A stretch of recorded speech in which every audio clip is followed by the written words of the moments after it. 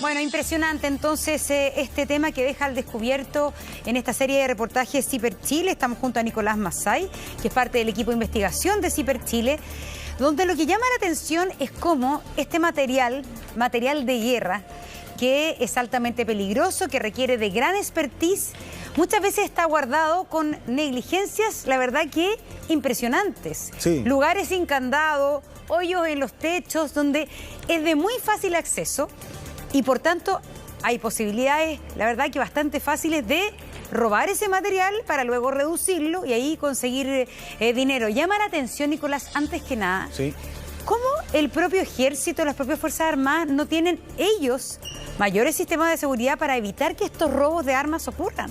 Yo diría que hay un caso emblemático, de hecho, para retratar lo que tú estás diciendo, Montserrat, que es un cabo en el campo militar Antofagasta que escondió durante años munición sobrante de un ejercicio militar, ¿no?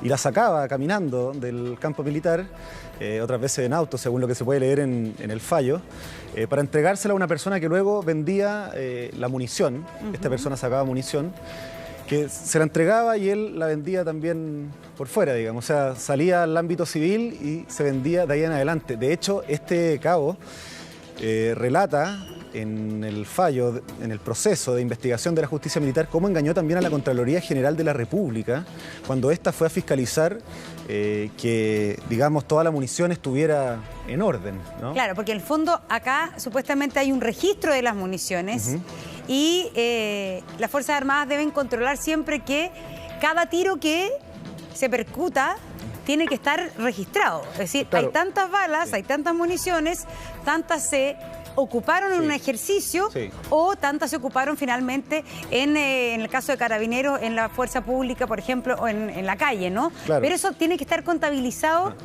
munición por munición. Y ahí entra la Contraloría, ¿no? Claro, y ahí entra la Contraloría. La Contraloría en este caso fue a fiscalizar, digamos, que estuviera todo en orden, que no existiera munición de más en ese almacén de guerra en el campo militar de Antofagasta, o que no existiera material menos municiones, ¿no? Y lo que ahí encontraron, hicieron una observación, luego fue reparada esa observación, pero lo que el mismo militar cuenta es que cuando supo que iba a haber una fiscalización tanto de la Contraloría como de otras autoridades también del mismo ejército, él agarró las municiones sobrantes, las bajó, porque aprovechó una distribución de armamento que tenía que hacer, porque él también distribuía el armamento, la bajó del lugar, del almacén que él custodiaba, y luego de la fiscalización se vuelve... La volvió a subir. Claro, se vuelve a distribuir, digamos... Él en el fondo manejaba la munición para que no fuera detectada, hasta el momento en que, huelga a decir, el mismo ejército detecta que hay munición sobrante. Perdón, ¿y él trabaja solo? ¿Él trabajaba solo? Porque cuando uno trabaja solo tiene demasiado poder sobre eso. ¿No había gente que trabajaba? ¿No eran equipos, 2, 3 que veían el mismo tema? De hecho, buena pregunta, Julio César, porque otro de los casos que investigamos es una persona que recibió municiones de este cabo que custodiaba el almacén de material de guerra, ¿no? Recibió municiones, también fue juzgado, porque también las sacó del regimiento. Entonces, claro, en las confesiones se puede apreciar, Julio César, que este hombre podía, si bien no hay una certeza de si trabajaba o no solo, sí hay una certeza en que se puede afirmar a partir de su confesión y a partir de la lectura de la sentencia que él sí podía disponer y podía distribuir la munición de modo que no lo descubrieran, ¿no? No, porque uno piensa que quizás una de las formas, si no tiene una fiscalización permanente y constante, por lo menos tener 2 o 3 personas, porque ya... Obvio, claro. Tú tienes que darle cuenta al de al lado, digamos, ya la cosa se complica, pero estás solo, absolutamente solo. Claro. Y si tiene que haber, eso es lo impresionante, como no hay fiscalización interna, un espionaje y contraespionaje interno, para decirlo. Si tú eres el encargado, eso es altamente riesgoso y por tanto tiene que haber otra persona que chequee, contrachequee internamente cruzado, porque no puede ser que una persona esté encargado de eso. Igual es importante, Montserrat, decir que en las confesiones nosotros no decimos que no haya una contrainteligencia que esté investigando este tipo de temas. Nosotros decimos que, según las confesiones de las personas de la Corte Marcial, hay cabos, hay etcétera. Hay funcionarios de las Fuerzas Armadas y del orden que han podido esquivar cualquier tipo de fiscalización, cualquier tipo de observación, de guardia por parte de las autoridades para sustraer y para sacar este armamento y otros tipos de pertrechos fuera de las dependencias de las Fuerzas Armadas y del orden. Y en ese sentido encontramos, claro, o sea, hay 12 testimonios que dicen que en el fondo pudieron llevar a cabo la sustracción porque tampoco era muy difícil hacerlo, digamos, ¿no? Claro. Y parece que vimos otros casos donde se hace una especie de coartada, ¿no? Donde les roban armas, municiones y después como que salen arrancando a los salen persiguiendo a los delincuentes. Sí, ese caso ocurrió en una subcomisaría donde un funcionario de Carabineros que no estaba de turno esa noche en la subcomisaría inventó, planeó, unos días antes le dijo a un amigo o a un conocido civil que fuera a sacar una copia de llave de la sala del interno, que también fue mencionada en el reportaje, que es donde se guarda el armamento, ¿no? Y que se hace fiscalización efectivamente más exhaustiva. Le dice que vaya a sacar la copia y unos días después le dice que planean en el fondo que él diga que le robaron, que su amigo conocido civil diga que llegue a la comisaría, que le robaron. Entonces así distrae un poco a los funcionarios que estaban trabajando en ese momento y el funcionario carabinero aprovechó de entrar a la sala del interno y robó ametralladoras, pistolas, etcétera. Sí, o sea, así de fácil, descarado, Sí, así de descarado. Sí. Claro, si es el tema. Hay otro robo, por ejemplo, ¿Y ahí no había cámaras, disculpa? O sea, el carabinero efectivamente fue detectado prontamente del delito. El tema es que en el fallo, y esto también se lo consultamos nosotros a los juzgados militares, Julio César, en el fallo no se dice si se recuperaron todo el armamento que se sustrajo, ¿no? Y nosotros le consultamos a los juzgados militares, ¿ya? Si es que efectivamente se había logrado recuperar el armamento. Yo vi ahí que el comunicado que les envió a ustedes la Fuerza Aérea dice que efectivamente se logró recuperar el armamento, pero en muchos casos a nosotros no nos respondieron si es que se había recuperado las armas. Entonces se detectó al funcionario carabinero, Julio César, porque fue juzgado, fue condenado, es una condena que está ejecutoriada, ¿no? Que ya corre, digamos. Pero hay cabos que quedan sueltos, como los que también planteaba la nota introductoria que hicieron, que es ¿qué pasa con estas armas, no? ¿Qué pasa? Porque, a ver, acá hay el reportaje de CIPER investiga entonces los fallos de la Corte Marcial de 10 años, entre 2012 y 2022. 2022, así es. Y llama la atención porque en estos 10 años se dictaron condenas contra 54 uniformados. Son las condenas que se dictaron, son los casos que se investigaron hasta el final. Sí. Pero entonces podríamos decir que es decir, la cifra de 54 uniformados condenados es bastante alta. Es decir, este no es un delito que sea una aguja en un pajar, una excepción, sino que parece ser que es algo que ocurre con cierta frecuencia al interior de las Fuerzas Armadas. Sí, y yo también destacaría, Montserrat, que, bueno, yo estoy de acuerdo con lo que tú estás diciendo, y al mismo tiempo destacaría que esto, o sea, que hay un patrón. Si cuando nosotros miramos esta sentencia, existen los patrones, detectamos los patrones, y estos patrones son fundamentalmente dos. Robo de armamento porque los lugares para custodiar las armas no eran del todo seguros. Ajá. Y el otro patrón es que las personas pudieron salir sin ningún problema, ¿ya?, de sus cuarteles para para llevar a cabo este robo de armamento.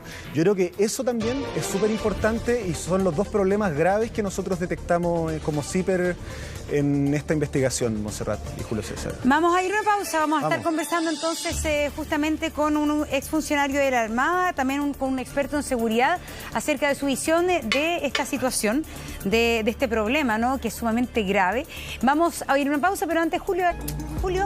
Bueno, volvemos, estamos tratando este tema de las armas, estos fallos que revisa, ¿no es cierto?, investiga CIPER Chile, donde va constatando, ¿no es cierto?, todas estas declaraciones y estas confesiones, finalmente, de algunos militares y carabineros que o robaron, ¿no es cierto?, armamento, o robaron municiones, o algunos que murieron en su ley que se les perdieron, digamos, ¿no? Ahí que se les perdieron y que finalmente no se les pudo comprobar el robo, digamos. Hubo una variedad de casos, ¿no? Sí. O sea, hay de todo. Los que pusimos son las confesiones, en el fondo los que dicen sí, yo robé y esta fue la manera en que robé. Y ahí aparecen los casos donde unos dicen que entraron por el techo, los otros dicen que faltaba un candado de un... ¿Cuánto tiempo después los pillan? Es decir, ¿cuánto tiempo después de un robo finalmente detecta, por ejemplo, un cuartel? ¿Cuánto se demora eso? Sí. Porque eso es clave. Sí, eso es muy clave, Montserrat. Hay muchos casos de los que revisamos en los que efectivamente se detecta pronto la sustracción, ¿no? Pero hay otros casos en que se demoran años, como el de este señor del campo militar Antofagasta, que según su confesión empezó a sacar municiones desde 2012 y recién empezó a ser juzgado entre 2017 y 2018. Las personas que robaron chalecos, 4 funcionarios del ejército que robaron chalecos antibalas, robaron uno en mayo de 2017-2018, no recuerdo exactamente el año, y luego volvieron a hacerlo porque se dieron cuenta que no había mucha dificultad un mes después, Montserrat. Entonces hay de todo. Sería injusto decir que, claro, que solamente que se demora mucho tiempo en detectarlo, pero sí ha pasado en varios casos que se demoran un tiempo en hacerlo. Bueno, estamos con David Rosowski, también experto en seguridad. Estamos, por supuesto, vía Zoom. Estamos con don César Cereceda, exfuncionario de la Armada, también con nosotros para conversar. También don César es miembro de la Asociación Gremial Nacional de Pensionados de las Fuerzas Armadas. David, ¿qué te parece toda esta situación? El tema de la seguridad que tenían estas armas, ¿cómo lo ves tú desde tu expertise? Buenos días, primero Monse, Julio César y todo el equipo también que está ahí, y para todos los televidentes. Nosotros creemos que esto es muy grave, ya que demuestra una vez más la falencia que tienen las mismas Fuerzas Armadas y de orden y seguridad en cómo administrar el inventario de las distintas indumentarias que tienen y también cómo resguardar, en este caso, las armas, las municiones, cómo llevar el registro. Y es gravísimo porque obviamente que esto cae en manos de delincuentes en su gran mayoría y después son usados en contra de los civiles y también en contra de las mismas policías. ¿Y por qué es tan débil finalmente el control del propio material bélico que tienen? De alguna manera no se han modernizado, falta digitalización, falta orden. ¿Cómo lo ves? Porque uno se imagina que al menos al interior de las Fuerzas Armadas existe un rigor y también tecnología de punta, porque tienen los medios quizás para hacerlo, para tener un registro exhaustivo y las medidas de seguridad necesarias para que ese material no se pierda. Diría todas las anteriores, Monse. Acá hay una falta de negligencia, hay una normalización del desorden y de la falta de fiscalización también de el rango superior que tiene a cargo las bodegas de armamento o bien al armero en el caso de algunas instituciones. Y también yo diría que falta tecnología en cómo llevar el inventario. Hoy día sabemos que incluso uno a un arma le puede instalar un mini GPS y saber exactamente dónde está. Y yo diría que hay otros países de Sudamérica que regularon esto y a todas las municiones que entran al país, sea para quien sea, tienen que venir con el número de serie. Y eso nos ayuda a poder saber y tener la trazabilidad de lo que está pasando con esa arma o bien, en este caso, con esa munición. Pero David, hay situaciones que son al menos sospechosas. Por ejemplo, hay un carabinero que se atreve a entrar a la sala de armas y llevarse este armamento. ¿No hay una cámara ahí? O sea, sí, debería haber una cámara. Hoy día la mayoría de los cuarteles policiales y espero, porque ahí tengo menos conocimiento en el tema de las Fuerzas Armadas, pero donde cuidan el armamento y que debería ser así. Hay hay cámara y justamente como decía Nicolás, el policía, el carabinero que entró a esa bodega a sacar el arma mientras otros distraían, bueno, fue captado y fue detenido rápidamente. Yo diría que hay una función que está faltando en las Fuerzas Armadas y en Carabineros y la PDI, que es el fiscalizar sus propias armas. Hoy día sabemos que Carabineros tiene a cargo, ¿cierto?, el registro y la obtención de permiso de todos los que son los civiles y van muchas veces a las casas a registrar, a mirar cómo una persona que tiene autorización guarda un arma. Y esto es lo mismo que tenemos que hacer en los cuarteles policiales y de las Fuerzas Armadas. Y en ese sentido es que estamos al debe como instituciones.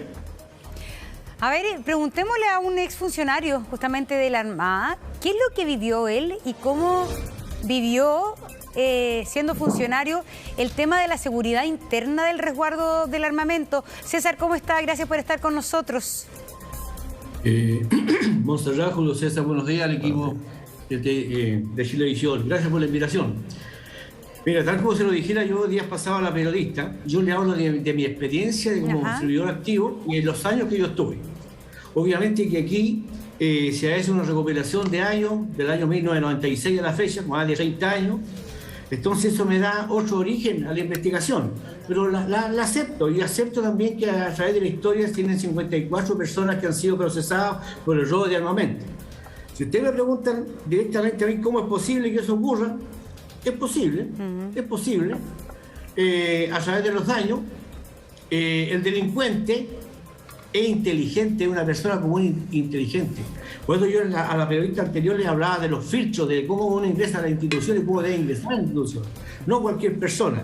Pero yo me acuerdo del año 90, 91, un poquito más atrás, cuando ya estamos volviendo a la democracia, llamémosle así por decirle algo, los protocolos cambiaron.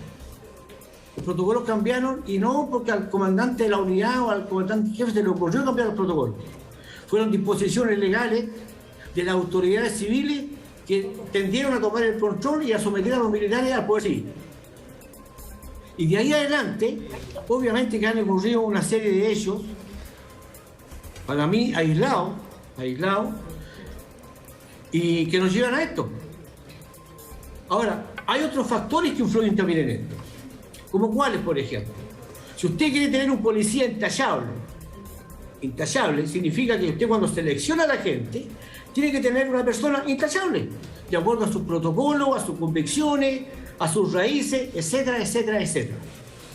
O si usted va a contratar a un policía en 2 tiempos, a la rápida, y le va a pagar un sueldo miserable, porque son sueldos miserables, no son sueldos millonarios como la gente dice, la sociedad dice, que estamos todos llenos de millones los pensionados, no es así. Entonces es lo que tenemos hoy día. Es lo que tenemos hoy día, porque nosotros, los militares, los carabineros, la PDI, lo que sea, también somos personas. Y también tenemos problemas personales que influyen en que en momentos determinados de nuestra vida estamos permeables, estamos pero don César, al tiro. Estamos vulnerables a ser contactados por personas con malhechores, que llamamos así, que a cambio de plata nos ofrecen algo. Entonces esa persona vulnerable, débil de carácter, no debiera estar en la institución. Por eso tiene que estar segura la arma. Y toda vez que ocurrió esto, eran normalmente los habitutados. Perdónenme que se lo digan de esta manera. Yo, por mi experiencia que tengo en la Armada de Chile, Infantería Marina especialmente, lo que usted está diciendo yo no lo puedo creer. Y se lo digo honestamente. Que hay un forado en el techo, que por ahí se metieron, que vulneraron la cámara. Es posible. El delincuente sabe lo que tiene que hacer, sabe quién está de guardia, en qué momento puede atacar. Sí, exactamente, son personas inteligentes. Pero don César, lo legal. Sí, don César, es que no solamente se puede confiar en la calidad moral de la gente cuando entran a la institución. La institución tiene que estar, las personas cambian, la tentación existe, entonces la institución tiene que ser sumamente rigurosa y eficiente en cuidar su material, porque es material bélico, son armas, son balas, son municiones.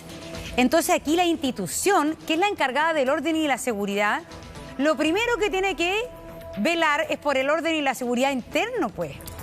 Montserrat, por lo mismo le digo, yo estoy hablando por mi experiencia personal como infante marina. Los 25 años que yo estuve, si a alguien se le perdió una munición, fue severamente sancionado. ¿Y sabe por qué? Porque cuando yo iba al polígono tenía que disparar 10 tiros y tenía que entregar los 10 casquillos. Y no había posibilidad de guardar casquillos de campañas anteriores. Cuando yo saco mi armamento de la sala de armas, la saco y firmo un libro. Y el sala de armas sabe qué fusil falta, qué pistola falta, qué armamento falta, qué chaleco falta. Porque esa persona en este momento o está cumpliendo un procedimiento o está de guardia. En la Armada de Chile, en la Infantería Marina, eso yo no se lo compro y no se lo doy a nadie. Perdóneme la expresión. Ya, pero acá sí pasó. Así fue yo. Acá sí pasó, tanto pasó que es la Corte Marcial la que emitió fallos, 54 al menos. La Corte Marcial, la Corte Militar investiga, comprueba y falla que hubo robo interno al interior del Ejército y otras ramas de las Fuerzas Armadas y de Orden. Entonces, yo le pregunto a usted, ¿cuántos infantes marinos hay involucrados? Bueno, hasta el Sí, momento yo puedo responder 54. eso. Sí. Nicolás. No. O sea, no, Yo pongo las manos al fuego y pongo la cabeza al fuego. sí. Imposible. César, Imposible. Pero no es necesario. Porque yo viví la experiencia y cuando yo entré al servicio, como muchas personas seguramente me están viendo, nosotros entrábamos por el amor a los botones. Por el amor a los botones. Por la convicción. Por el amor pacha. Pero César, Así entrábamos nosotros aquí. César, Cuando andábamos a pata pelada, con zapatillas, sin botas, sin nada, pasando hambre, pasando frío, en todas partes, de esa Armada de Chile soy yo. César, pero para entenderlo, no es que usted desconozca estos 54 fallos, porque son confesiones. Lo que usted está diciendo que en su época y la Infantería Marina, usted cree que esto no ocurre, digamos, ¿no? Porque estos 54 casos son distintas. Hay militares, fuerzas, aviación. Del año la Cocoa para adelante. Hay militares, carabineros. Sí, hay de la aviación, también hay un soldado que era de la Armada, pero efectivamente lo que dice César es verdad. O sea, de la Armada nosotros pudimos encontrar un solo caso en estos 10 años que revisamos, pero me gustaría hacerle una consulta a César, eso sí, porque dijo que las personas que se le perdían armamento eran sancionados. Me gustaría preguntarle en qué sede eran sancionados. En la Armada, a ver, perdón, hijo. En la Armada de Chile a nadie se le pierde el armamento. No, pero el que dijo recién creo que había dicho que No. a quien se le perdió fue sancionado en su oportunidad. ¿No dijo eso? Ya alguien se le perdió, ha sido severamente sancionado. Pero no se dé el caso en la Armada de Chile, no se ha dado. En la Infantería Marina, donde yo viví. Yo pensé que se refería César a la Armada. Por eso le iba a hacer la pregunta. No. Eso. Lamentablemente tengo que hablar con la camiseta puesta. Porque yo no tenía instrucciones en distintas partes, por supuesto, pero yo era infante marina. Y en mi unidad, en mis cuarteles, donde yo serví, podríamos decir que en la Armada está mejor guardar la arma. Valparaíso, el control es a lo mejor para decir arcaico.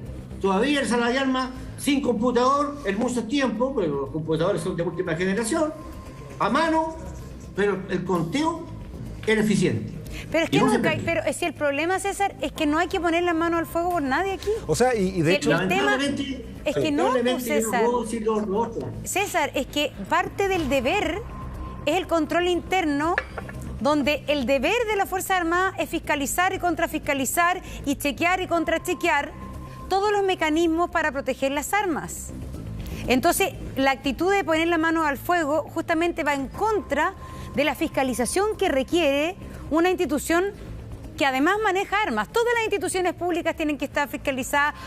La lucha contra la corrupción es transversal. Quería decir algo, un segundo, César. ¿Cuántos infantes, al tiro, ¿cuántos infantes marinas han sido procesados por matar a una gente en la calle?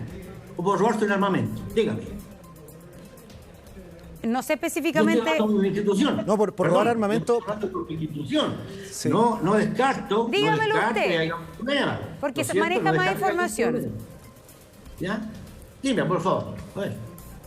A ver, dígalo usted, pues finalmente, porque miembros de la Armada, bueno, hoy día estamos también comenzando un proceso con miembros de la Armada en el tema del sur, ¿no? Pero quiero preguntarle, ¿pero qué respuesta tiene a su pregunta, perdón? Si usted me lleva a ese plano, estamos entrando en otro género. Y yo también tengo defensa para esa persona. Pero estamos hablando del robo de armas. Ya. A ver, ¿qué dice el periodista amigo de Silvio? César, lo que nosotros encontramos entre 2012 y 2022 fue un caso en el que fue condenado un soldado de la Armada, y no por robo de armamento, sino que por pérdida también, ¿no? Igualmente, César y Julio César, yo creo que lo que se puede afirmar con certeza es que hasta el momento no es que la Armada resguarde mejor su armamento, eso no lo puedo afirmar yo. ¿Qué es lo que puedo afirmar yo como persona que investigué los fallos entre 2012 y 2022? Que no hay confesiones y que no hay muchas confesiones y muchas condenas en contra de la Armada por este tema. Eso es lo único que puedo afirmar como periodista que investigamos el tema junto a la periodista Catalina Echeverría. Ya, un segundito, César. Esta pérdida de armamento fue denunciada por la pareja de entonces de este soldado, y por eso se pudo abrir la causa y se pudo comenzar con el proceso. Entonces eso también dice algo, César.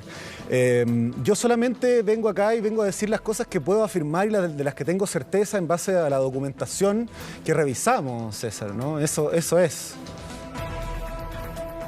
No, si yo te entiendo perfectamente, si yo puedo decir, pero cuando son casos aislados como este es un caso aislado, ¿no es cierto?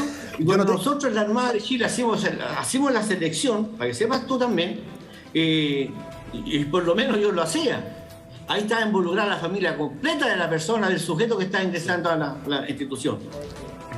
Entonces el filtro es exhaustivo. Sí. Si esto se echa a perder con los años después, cuando cambian los protocolos, ese es el tema. Ahora, si en el ejército, en la Fuerza Aérea, acabo de ver un soldado, 2 soldados, para mí son casos aislados, pero entiendan esa parte ustedes. Siempre va a haber un responsable, y el delincuente es una persona inteligente que está al acecho de las falencias para delinquir. Y en esto no se escapa ni el presidente de la República. Pues si alguien le quiere entrar a robar al presidente de la República, se lo va a entrar a robar, como le pasó a la ministra de Defensa. Por ejemplo, claro, va a vulnerar todas las medidas de seguridad, con cámara, con carabineros, con todo, y va a entrar a robar igual. Porque siempre va a encontrar el punto, que hay que ser más exhaustivo, o a lo mejor invertir más en tecnología, como dice el señor aquí experto en seguridad, también es cierto. Pero si andamos ratoneando con los presupuestos de las Fuerzas Armadas para comprar armamento y zapatos y ropa, y vamos a invertir más en tecnología, ¿de qué ejército me están hablando? Claro, si ustedes no saben que los ejércitos, perdónenme, en el ejército, la pobreza franciscana que vivimos en Chile, ustedes no saben cómo es la cosa. No han vivido la experiencia que hemos vivido nosotros para hablar. Antiguamente, para que sepa usted, mira, voy a poner un ejemplo, César. ¿Por qué esa pobreza, César? Porque son los presupuestos que entrega el Estado, pues, hijo. Yo te voy a contarte una cosa, Julio César, que tú no me vayas a creer. Ya. Antiguamente en la Armada, antiguamente, 20 años atrás, 30 años atrás, decía, vamos a tener revista cuartel, perfecto. Hay que pintar, perfecto. A mí me toca pintar esto, perfecto. ¿Con qué pinto? Mensaje García, ese es su problema. Porque no había escoba, no había pintura, no había presupuesto para esto, no había presupuesto para esto, no había presupuesto para nada. Pues sepan ustedes, así funcionaba el ejército de 20 años atrás cuando yo estaba. Hoy día las cosas han cambiado, porque por el tema de la globalización, la tecnología y todas las cosas han ido cambiando. O sea, mandaban a pintar a alguien y no había ni pintura, ¿eso me quiere decir? Pero así como, mira, como cambia la tecnología, también cambian los ladrones. Pero los sinvergüenzas, los estafadores, los delincuentes, los asesinos, los sicarios. Porque ha ido cambiando y ido mutando con el tiempo. Pero lo que usted me quiere decir que hace 30, 40 años atrás mandaban a pintar a alguien y no había ni pintura, ni brocha. Así es. Y no teníamos ni zapatos. ¿Quiere que le cuente una cosa más? Y pintaron, ¿no? Yo estuve, pero yo estuve 76. Pero usted dice eso, que eso, 76, la pobreza franciscana es antes. Pero después estaba pintado. Pero después dice que dice que hay pobreza franciscana ahora, eso no entendí, César. No, ahora no le puedo decir porque ahora yo soy del 93 para adelante y ya no estoy ya en servicio. Ya. Y sé que las cosas, pero por lo mismo las cosas han cambiado. Así como han cambiado las cosas, mira, lo importante también es reconocer. Las cosas han cambiado las mentalidades, claro, pues. han cambiado las mentalidades. Y esto por lo mismo quizás, más allá de eso, hay que fiscalizar internamente. Y aquí se han comprobado al menos 54 casos donde efectivamente hubo robo de armas al interior. Yo sé que quizá a usted le cuesta creer porque quiere su institución y no quiere que estas cosas pasen, pero pasan. Yo quiero hacer una pregunta tanto a César como... Y sigo entendiendo, en la Infantería Marina no pasan esas cosas. Sí, andamos todos patapelados con la alpargata, pero esas cosas no pasan. David... Pero para cerrar el tema, sí. ¿pintaban o no pintaban después? Porque si no había... Que sí, y mira, y qué bueno que me lo preguntaste. Sí, porque es una gran diferencia que tenemos y que existe entre los militares y los políticos. Cuando los políticos se ponen de acuerdo o quieren pintar una pared, se demoran 3 meses buscando el color de la pintura, la marca de la pintura, el costo de la pintura, el cómo voy ahí, quién lo pinta, y se demoran 3 meses en pintar. Cuando usted, un funcionario de la Armada de Chile, le dice aquí falta pintura, eso amanece pintado al otro día. ¿Y de dónde sacar la pintura y las brochas si no había nada? Ese es el problema del encargado. Él verá de dónde saca la pintura. Pero salía. Si tiene que pagarla con plata en su bolsillo, la paga con plata en su bolsillo. Pero amanece pintado al otro día. Cuando hay que comprar un vidrio, aparece el vidrio. Hay que cambiar la puerta, aparece la puerta. Porque los militares somos así. Somos ejecutivos en el momento. Y no para 20 años más, ni para 6 meses más, ni para 8 meses más.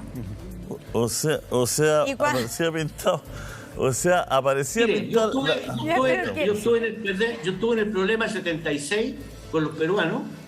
Estuve después del 76 en Chile, después estuve el 78 con Argentina. Entonces, y conozco la historia para atrás de cuando Chile movilizó tropas para ir al islote Isnay, el año 53. Para ayudarle un poquito en la memoria, porque como este país ahora nos enseña historia, muchas cosas a veces las habla uno y no sabe con qué está hablando, porque lo mira como si fuera extraterrestre. Cuando fue el 78, que no hace muchos años atrás, en el sur, nosotros los infantes marinas, que fuimos los primeros en llegar al laudo Pisayo, para equiparnos de la mejor forma posible, tuvimos que ir al centro de abastecimiento de la Armada de Chile a rastrojear en el pañol destruido. ¿Qué es lo que es el pañol destruido, ese ponte? Todo lo que se va a incinerar, todo lo que se va a quemar, todo lo que hay que botar. Y ahí buscamos parca, cubre calzado, botas para el agua, lo que ustedes se imaginan. Y así nosotros, los infantes marinas, tuvimos el primer lote 10 meses allá. 10 meses. Muchos durmiendo en casamata con las botas mojadas, porque las botas podrían, porque no nos llegaban los pertrechos. Y estuvimos allá. Y no habían desertores, no habían robos, no había ninguna cosa. Ni el control de armas es exhaustivo en todas partes igual. ¿Y qué le pasa a usted cuando ve ahora a todos los excomandantes y jefes presos, César, por corrupción? Me da una impotencia terrible. Me da una impotencia terrible. Pero no le echo la culpa a los comandantes y jefes, porque hay muchas cosas que ustedes hablan y nadie se las imagina. Yo le pregunto... Mira, César, espere para que esto tenga un destino, para que nuestra conversa tenga un destino. Porque usted habla de... Porque contrarresta mucho la realidad que usted nos pone de la tropa, con muchas falencias, sin zapatos buenos, sin cosas básicas buenas, con los comandantes y jefes presos por corrupción, porque se pasaban por Cancún, por Punta Cana, porque se compraban autos lujosos. Entonces hay una diferencia muy grande entre lo que usted nos cuente y lo que estamos viviendo nosotros todos los días en la actualidad, digamos. ¿Qué le pasa a usted con eso? Por eso mira, Julio César, yo no voy a hablar en mal de los comandantes en jefe, ni en mal de los oficiales, ni de nadie. Yo no le pido que hable de hecho, yo fui infante marina, como le digo, fui del cuadro permanente, tengo una vasta experiencia en muchas cosas, tengo grandes amigos que son oficiales, que son mis amigos, vienen para acá. Aquí en esta misma organización que yo presido hay generales, almirantes y dos tipos oficiales y están subordinados a lo que dice el presidente, que soy yo. Tengo grandes amigos, pero yo no voy a hablar más de ellos. Yo me preocuparía más de eso, de fiscalizar cómo están hechas las leyes. Porque si han cometido delitos, Don César, pero es decir, usted no no quiere hablar de la corrupción, entonces. Usted no quiere hablar... Porque espéreme, déjeme terminar mi argumento. Usted no quiere... A ver, espérese, no, déjeme hablar. Usted no quiere hablar de la corrupción. César me hizo la pregunta y estoy contestándole la pregunta. No, pero dice que no, le preguntó y usted dice que no quiere hablar de la... Julio César pero déjeme terminar mi respuesta, ¿no? Sí, yo le pregunté qué es lo que siente usted, si no tiene para qué pelearse con nadie. No, si no me peleo con nadie, con mucho respeto a la Monse, muy buena moza además, así que la pido todos los días, por lo demás. No tengo nada contra ella, ¿ya? Sí. Pero cuando yo me refiero, no voy a hablar mal de ellos porque siempre hay algo más de trasfondo en esto. Yo te voy a poner un ejemplo a ti. Ya. Bien clarito, mira, cuando se habló tanto de la corrupción del comandante, del almirante, el general Vega, por ejemplo, de la Fuerza Aérea, cuando compró los Mirage, ¿se acuerdan? Sí, que había un sobreprecio, toda la cuestión. Coimas. Yo le hago la pregunta a usted, directamente le pregunto a usted, ¿el cheque que pagó la Fuerza Aérea estaba firmado por el comandante jefe? No le ha respondido la pregunta a Julio César, ya que no se pero la... para allá. Bueno, vaya entonces, pues. No me acuerdo quién firmó ese cheque, vos. ¿No? Yo lo que quiero decir yo, que se cometen ilícitos a lo mejor, pero son cosas que están siempre porque hay un vacío dentro de las leyes. Sí, pero... Estamos pidiéndole ética al comandante y jefe del ejército, pues, en este caso. Entonces, y perdone, mira, aquí las leyes no, por algo están hoy día en proceso y he tenido que cumplir prisión preventiva, porque además se incumplieron la ley. Entonces, por eso le digo yo, cuando le digo que estamos hablando de corrupción y usted no quiere hablar de corrupción, usted no acepta esa realidad, parece, porque hay corrupción. No. Hay corrupción en los altos mandos. Y cuando uno habla de robo de armas en un cuartel, etcétera, también es corrupción en parte de la tropa. Entonces, acá hay un tema que es súper importante, porque todas las instituciones son corruptibles. No es que uno apunte mal. Todas las personas son corruptibles. Por eso, todas las personas son corruptibles. Y lo más importante es reconocer que han habido casos de corrupción y que esos casos se tienen que investigar y tienen que llegar al castigo de los corruptos. Y eso tiene... Montserrat, está bien, está perfecto lo que tú me dices, lo que hizo Julio César. Los comandantes jefes hoy día están privados de libertad, están siendo formalizados, están siendo investigados. No hay ningún comandante jefe sancionado con 20 años de cárcel. No hay ningún director que esté sancionado o condenado a 20 años de cárcel. Pero por eso yo le formulaba, César... Es parte de un proceso, entonces discúlpeme, yo no puedo ser tan irresponsable y decir, no, usted fue culpable. Yo estoy tratando de buscar la hebra. Don César, pero por eso yo le formulaba la pregunta de una manera distinta. Como usted nos habla de la pobreza franciscana en un tiempo de las Fuerzas Armadas, en este caso de la Infantería Marina, nos cuenta que iban a buscar estos pertrechos ahí todo. Sí, ¿Qué le pasa a usted cuando ve que a los líderes, por ejemplo, ¿no es cierto?, lo que estamos viviendo ahora, que los ex comandantes y jefes están prácticamente todos presos por casos de corrupción y por casos de automóviles, de enriquecimiento ilegítimo, por viaje al Caribe, cuestiones así? Entonces, mi pregunta era, ¿qué siente usted? Porque ve usted por un lado la realidad de la tropa y por otro lado ve esto. Esa es la pregunta nomás, y tampoco... Tengo que llegar a la convicción y al fondo de la olla. Porque al final me quedo dando vuelta que al final el infante marino pintaba la muralla con la poca plata que él ganaba, digamos.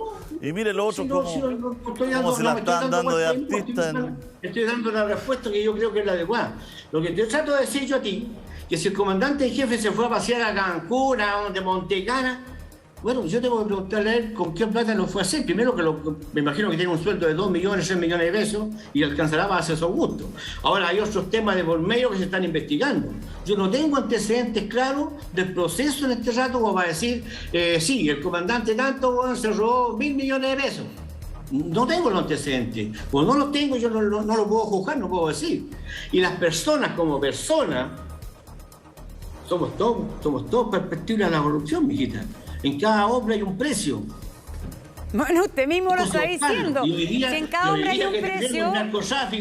Y hoy día que tenemos narcotráfico en Chile, generalizado, qué sé yo, delincuencia desatada. Por eso, hay delincuencia desatada. Cada hombre tiene un precio, es usted. Hoy día existe, claro, justamente esta delincuencia desatada, el narcotráfico, con mayor razón.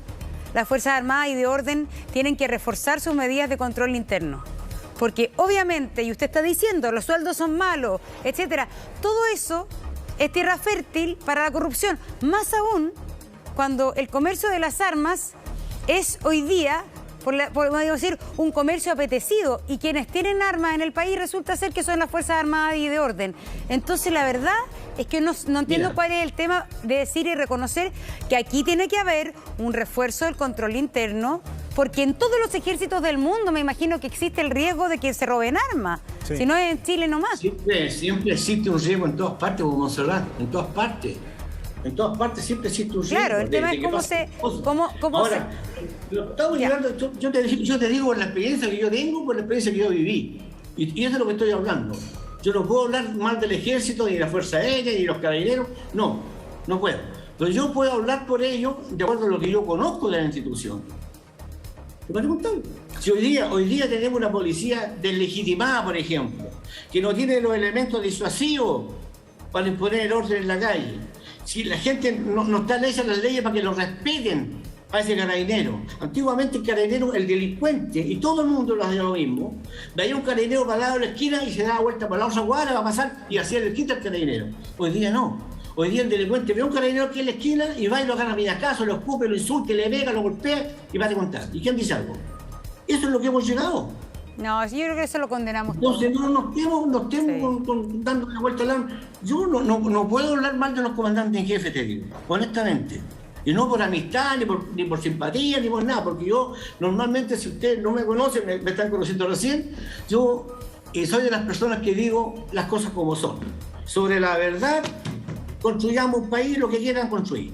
Pero sobre la verdad. Lo que pasa, César, pero no tenemos los antecedentes para sancionar. Si no queremos que usted hable mal de nadie, si lo que pasa es que estamos haciendo, como usted está hablando, y habla de la pobreza franciscana en las tropas, ha habido una pérdida muy grande también de dineros, tanto en carabineros como en las Fuerzas Armadas. Entonces, hace ruido eso. Si la tropa está mal, si le faltan cosas, ¿cómo se pierde tanta plata en otros lados? ¿Cómo, te voy a poner un ejemplo. ¿Por qué esas platas que uno podría pensar que deberían haber ido directo a la tropa para mejorar sus condiciones se pierden en quizás qué cosas, ¿no? Que es lo que se está tratando de investigar ahora que están abiertos esos procesos. César, David, Nicolás, se nos fue un poquito la hora, pero vamos a volver de inmediato, vamos a hacer un alto, pero seguimos conversando en medio.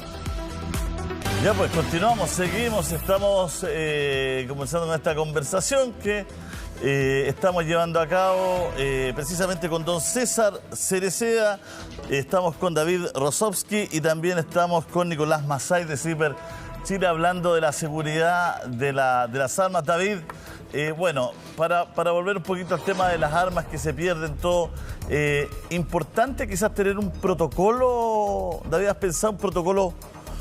Y todo en esto del ejército, en todo esto de las Fuerzas Armadas, se necesita tener cierta seguridad, ¿no?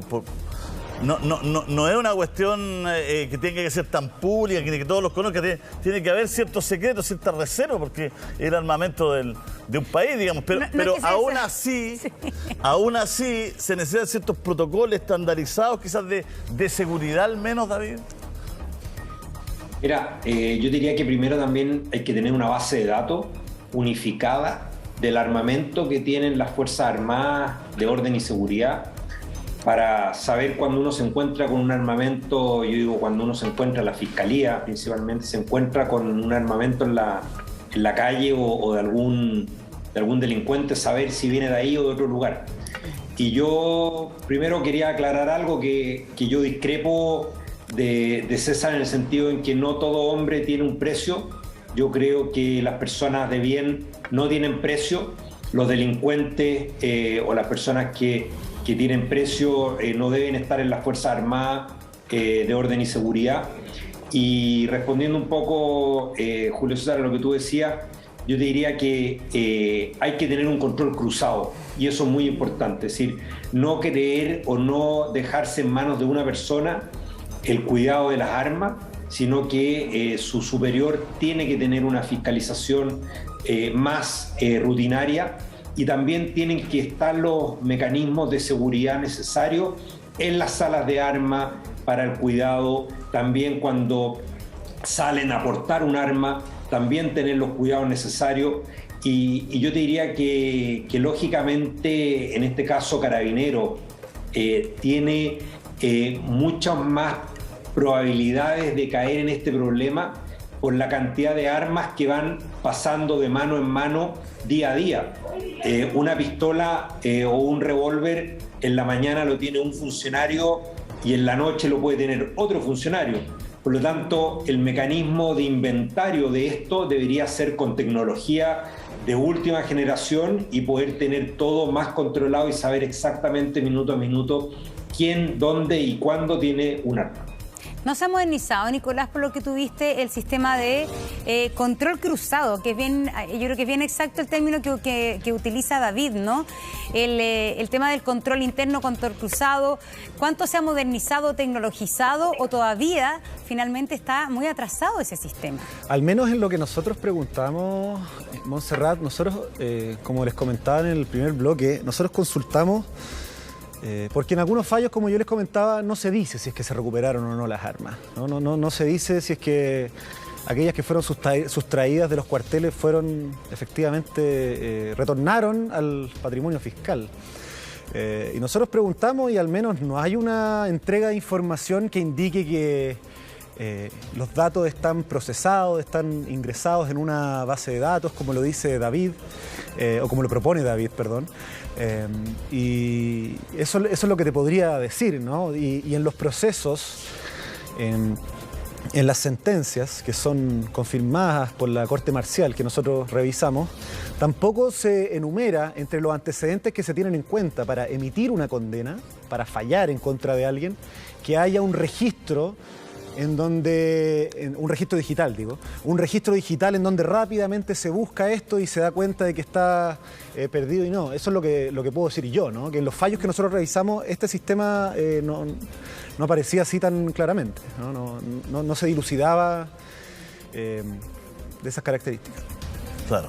Yo entiendo que lo que dice César, que a ellos no se le perdían armamento y lo hacían a mano, digamos, en esa época cuando él describe, digamos, ¿no?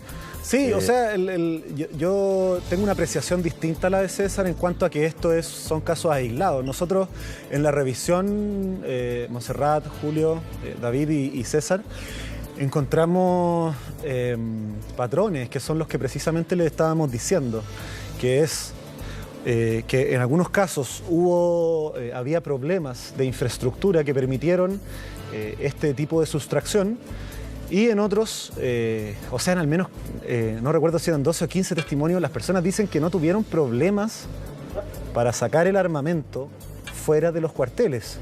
La persona de la Fuerza Aérea, que también lo vimos en la nota acá que mostró Chilevisión, dijo que escondió una semana en el baño un arma y que la sacó en buses fiscales. Una semana después, cuando le tocó salir. En buses fiscales. Bueno, entonces, por eso yo difiero de la apreciación de César y la respeto su apreciación, obviamente. Solo digo que en lo que nosotros vimos sí observamos patrones que se alejan de ser casos aislados. Ya. Eso. ¿Qué opina César? David, mira, yo en realidad respeto mucho la opinión tuya y la del señor Nicolás. ¿Cómo se llama? Nicolás. Y ustedes también, por supuesto, pero yo quisiera volver un poquito atrás. Los testimonios que tú me estás presentando hoy día, yo te los creo, no los puedo negar, y son testimonios y confesiones ante fiscal. Son confesiones, sí, son delincuentes, pues bueno. Son delincuentes. Pero están dentro de las Fuerzas Armadas. Eso es lo que pasa, pues. Oye, pero Montserrat, ¿por qué han fallado los filtros?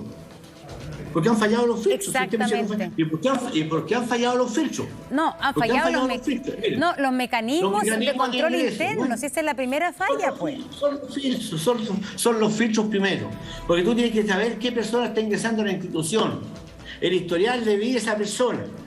Todo eso tú tienes que tenerlo. Yo te digo, yo trabajé 10 años en esa parte.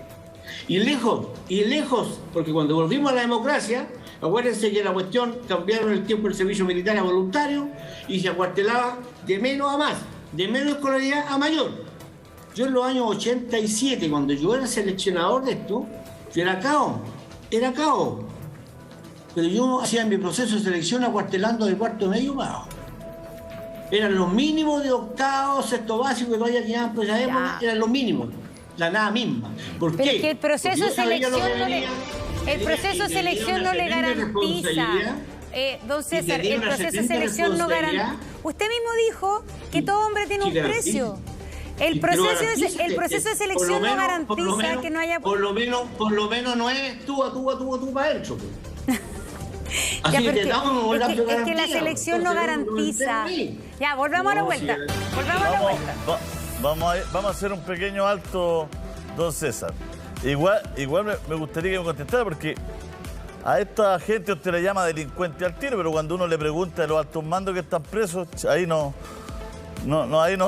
sabe o no contesta. A la vuelta hablamos. Le dejo la pregunta. 11:50. Seguimos entonces con el periodista de CIPER Chile, Nicolás Massay, con David Rosowski, experto en seguridad, y don César Cereceda, exfuncionario de la Armada, conversando acerca de este reportaje de investigación de CIPER Chile, donde justamente se ingresa a muchos de los archivos de las propias Fuerzas Armadas y de Orden, donde se dan a conocer muchos procesos por tráfico y por venta de armas de funcionarios del Ejército y otras ramas de las Fuerzas Armadas, ¿no?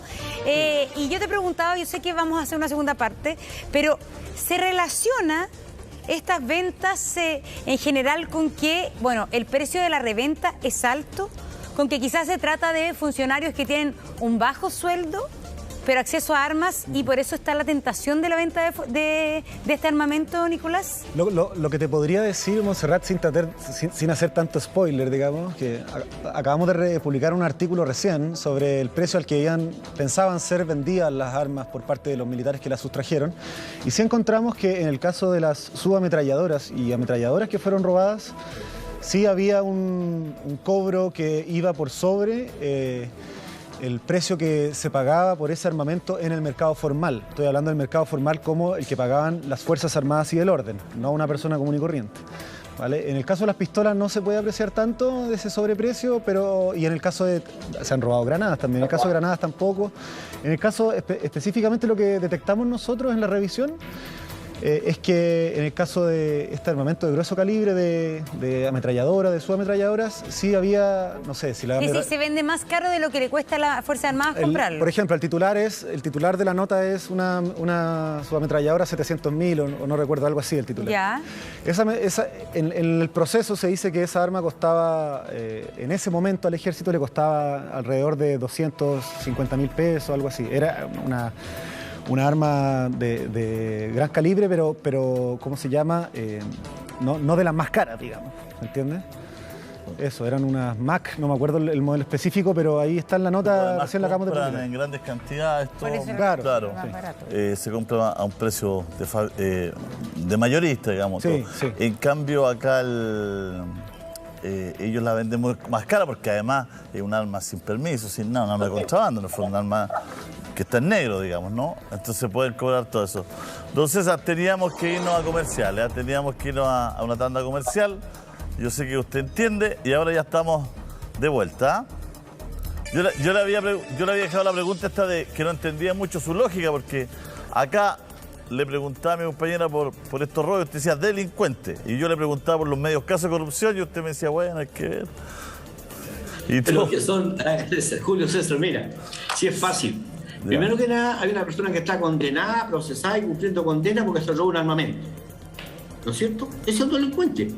Por otro lado, tenemos una persona que está siendo investigada y todavía no ha sido sancionado y condenado. Entonces, tengo respeto, este gallo todavía falta que le condenen para tratar a los delincuentes. Y eso es lo que yo puedo hacer, nada más. Ya, ¿y qué significa para usted todos estos procesos? Porque no es un comandante y jefe del ejército nomás. Son 4, si no estoy mal con la cifra. Donde han gastado plata del ejército, porque los hechos están ahí expuestos en la investigación. El tema es ver la responsabilidad de cada uno de los... Pero lo cierto es que esa plata se usó mal, la plata de gastos reservados, etcétera. Los gastos en las casas de los generales eran una cosa insólita y los hechos están ahí. Ahora se está viendo la responsabilidad de cada uno de ellos en estos hechos. Pero entonces, el malgastar el dinero del ejército es y contrasta con la situación que usted dice, donde no hay plata para comprar unas buenas botas a un efectivo. Por eso te digo, Monse, si está todo perfecto lo que tú me dices, yo te entiendo perfectamente. Pero este rato están siendo investigados, o sea, ya pronto saldrá un fallo judicial donde a la persona se le nombre con el epíteto que le corresponda, que se robó, no se robó, que hurtó, que no hurtó, que lo que sea, y ahí vamos a estar todos colgados de lo mismo.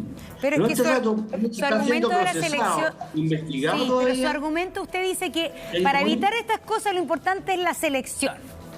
Y resulta que los comandantes jefes investigados, se lo concedo, son la creme de la selección. Son el que se seleccionó, sí, pero los mejores en la selección, en su desempeño, etcétera. Y resulta que hoy día están siendo investigados por malversación de caudales públicos y otras cosas. Entonces, sí, lo que yo le digo es que la selección no es suficiente para garantizar que no hayan casos de corrupción en una institución. Mira, dos cositas no. Hay dos cosas. Primero que nada, no te olvides que los comandantes en jefe llegan a comandantes en jefe porque son nombrados por el presidente de la República. Primero que nada. La selección puede haber sido muy buena, pero han pasado 30 años o 40 años de que ingresó a la institución armada o a la institución armada, de lo que sea, y ya está en la cúspide. Y de ahí, para llegar a comandante en jefe, está nombrado por el presidente de la República. Entonces, si alguien falla, también falló el presidente de la República. Segundo, es para la risa de cuestión. que llega a la risa porque, claro, pero es que usted, mira, hay una ahora cadena, es culpa hay del una presidente, cadena, pero nunca dice que es culpa del general, pues. Usted dice que es culpa del presidente, culpa de la selección, pero nunca dice que sea culpa de un general. Porque él lo seleccionó para comandante en jefe. Ya, pero si a mí aquí yo me seleccionaron como conductora, pero me pego el medio condoro o me robo la cámara, no sé, no, yo no voy a culpar. Aquí el jefe que me contrató es responsabilidad mía, pues. Por supuesto que falló el filtro, porque tú eres investigado primero que tenía. No falló el filtro, fallé yo. No, si yo hasta el momento tenía una conducta intachable. Con esos antecedentes que tú eres pirómana, ninfómana, lo que sea, y para preguntar. ¡Ninfómana, nadie! Perdón, ya. Bueno, me equivoqué. Con la palabra. Dice, tómala y doy la explicación. Pero no, se fue al chancho, César. Pero pirómana, ¿y qué más me está? Pirómana, ¿y qué más estaba pensando? Quiero saber. Pero falló esa parte, vamos a cerrar, porque si yo te estoy seleccionando a ti y tengo los antecedentes que tú tienes malas costumbres, eres amiga de lo ajeno, por decir algo, no te puedo contratar. Pirómana, usted quiso decir cleptómana. No ninfómana. Ay, que no entendí porque me dio risa, güey. Me estaba riendo. Me dio risa, güey, que perdóname, me equivoqué. Digamos también. Me parece equivocarme, ¿no es cierto? Pero dije, lo rectifiqué sobre la carrera. Don César me ha hecho reír. Ahora mira, una pregunta para Nicolás para que no nos pille el tiempo. Póngale. Nicolás, como experto en seguridad, me gustaría que tú me dijeras si existe en el mundo un sistema infalible. El experto en seguridad es David. El experto en seguridad es David. Perdón, David. De nuevo, por favor, la pregunta. ¿No era para mí la pregunta entonces? No, era para David. No, la misma que de seguridad. Seguridad. Un sistema de seguridad en el mundo que sea infalible.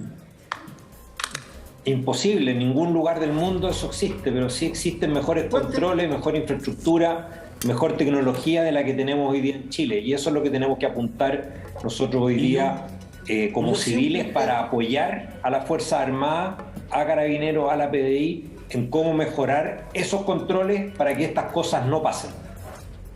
Eso sí estamos totalmente de acuerdo. Ya. Estamos totalmente de acuerdo. Qué bueno. O sea, lo que nosotros tenemos que minimizar el gasto que hagamos, el riesgo en que las policías, las Fuerzas Armadas caigan en esto como han caído en otro tipo de delitos que no es materia ahora de ver, pero que en otro tipo de delitos, y eso es lo que nosotros tenemos que minimizar, y no tanto o solamente en los filtros, sino que también en la carrera profesional de las distintas personas que entran a estas instituciones. Y ahí es cuando tenemos que trabajar fuerte con un equipo de especialistas que sepan cómo manejar la carrera de cada funcionario. Claro, lo que pasa es que yo creo que es interesante la conversa porque corren por carriles quizás distintos. Está muy bien lo que estamos hablando de las personas, las responsabilidades personales, la selección, todo, pero yo creo que lo que deja en claro el reportaje de CIPER, ¿no es cierto?, que nos relata Nicolás, es que para algunos era muy fácil sacar el arma. Entonces, corre por un carril distinto, que independiente de quienes sean estos funcionarios, hay que ponerle un nivel de seguridad distinto, sobre todo ahora que las armas son tan codiciadas, que el narcotráfico está tan fuerte, que pueden ponerse esas armas en manos de algunos delincuentes. Entonces, al parecer lo que Nicolás nos ha tratado de decir de hace rato es, oye, ojo, habían personas que guardaban la pistola una semana, hay otros que cuando los venían a fiscalizar sacaban, después se iban y las volvían a poner. Entonces, parece que ahí es donde falta algo y lo vamos a conversar a la vuelta de este pequeño corte. Volvemos de inmediato. Bueno, seguimos conversando entonces acerca de estos casos de venta de armas al interior del ejército, entonces, y cómo esto ha sido parte de una investigación que ha tenido al menos a 54 uniformados condenados por finalmente venta de armas, robo y venta de armas del propio ejército. En general, dentro de la investigación, Nicolás, se logró identificar a los compradores. Se trataba de compradores individuales, de bandas. ¿Quién es el mercado? Finalmente, la contraparte de esas personas que vendieron armas de su institución. Sí, en algunos casos, Montserrat, en los fallos, se especifica quiénes eran las personas que iban a comprar este armamento robado. ¿Ya?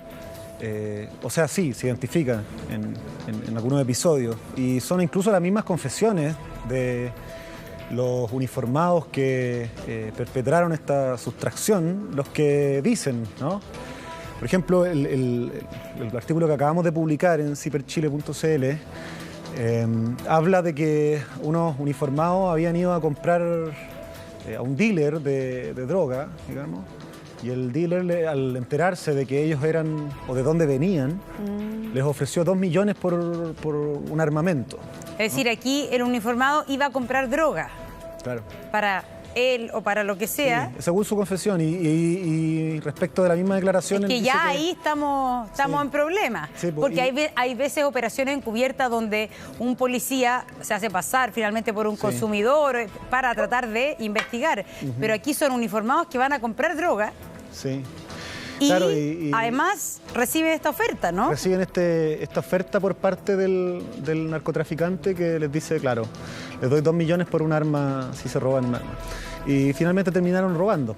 Han habido otros casos, si mal no recuerdo, en el norte, donde un uniformado que estaba haciendo la guardia en su cuartel dejó pasar a un civil para robar armamento, para robar 4 subametralladoras. Y aparecieron al otro día en la casa de una persona que a su vez tenía cocaína a granel, tenía otro tipo de cuestiones por el estilo, ¿no? O sea, sí, en algunas ocasiones se vincula directamente y en otras se deja a la luz alguna hebra que podría haber llevado hacia ese destino. Claro, es que ahí es donde, lo que hablábamos antes de ir al corte, es muy relevante separar a las personas que cualquiera puede estar siendo contactado, ¿no? Sí, claro. ¿No es cierto? Sí. Pero por eso tienen que estar los protocolos establecidos. Se me viene a la memoria, David, estas armas que se llevaron de aquí cerquita de la... Instituto, ¿no? Las que estaban en la custodia La aquí Dirección en la Dirección General de Movilización Nacional. ¿No es cierto? Todas esas armas.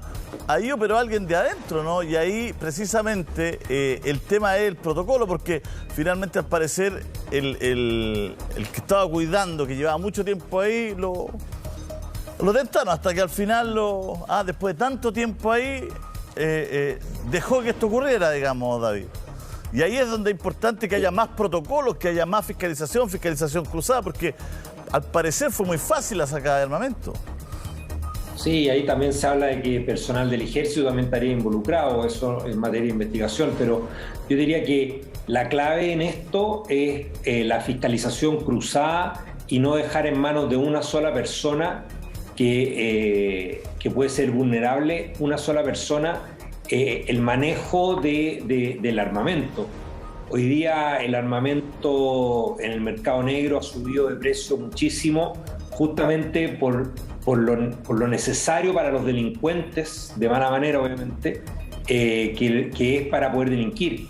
Entonces, obviamente que hay que ver todas las aristas donde se manejan hoy día armamentos para poder realizar las fiscalizaciones, los chequeos, la contrainteligencia también, para ver si realmente, y ahí también las instituciones, que lo hablamos en el bloque anterior, yo creo que las instituciones han fallado enormemente en esto porque no tienen la inteligencia para estar encima de justamente las personas que manejan las armas. Entonces hay mucho por hacer.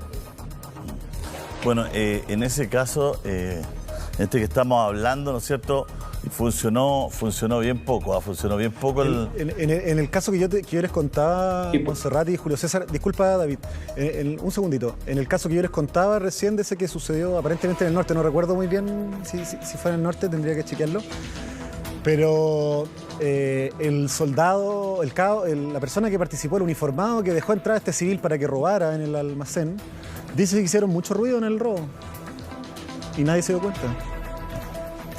No fue un robo prolijo, no Claro. fue... No, se cayeron Claro. cosas, o sea, claro. No, claro, no hay. Mire, vamos a leer los comunicados que Alejandra González, nuestra compañera, nos compartió, pero que son dirigidos a la Ale que hizo el reportaje. Ajá. Y leemos el comunicado de la Fuerza Aérea de Chile.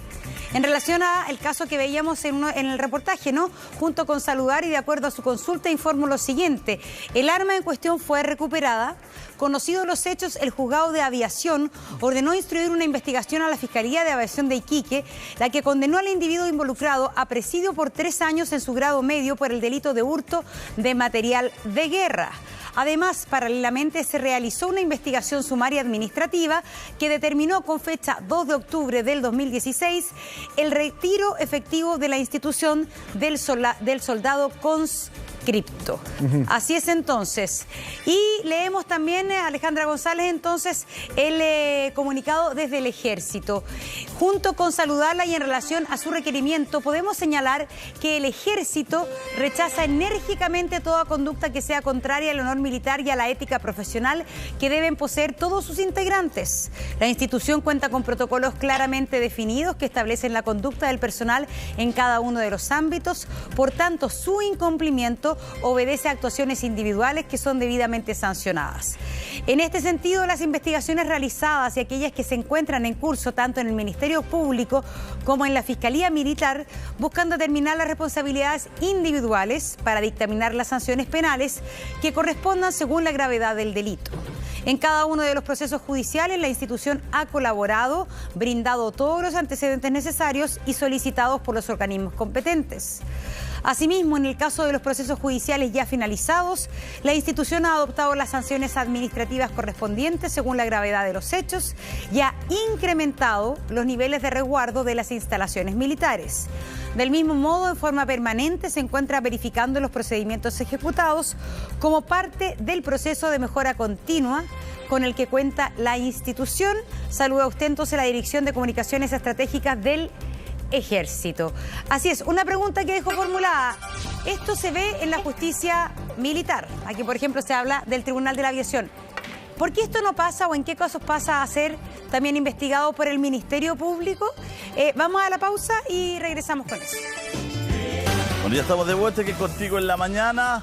Este es un tema bien relevante, bien importante, la cantidad de armamento que hay en manos de delincuentes, ¿no?, de criminales, es alarmante. Por eso esta lista es tan relevante. Y por eso queríamos agradecerle a César esta participación en el programa. Queríamos agradecer también a David. Gracias por conversar, por dialogar con nosotros. Muchas gracias.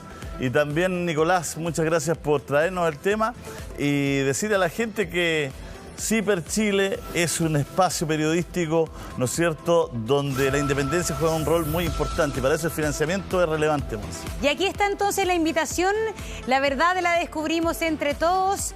Hazte socio de Ciper Chile. Recordemos que Ciper Chile basa su independencia justamente en la suscripción de las personas que les interese, que quieren promover el periodismo independiente, es decir, un periodismo que no tiene, podríamos decir, marcas detrás, ¿no? Ni presiones, sino que solamente investigación.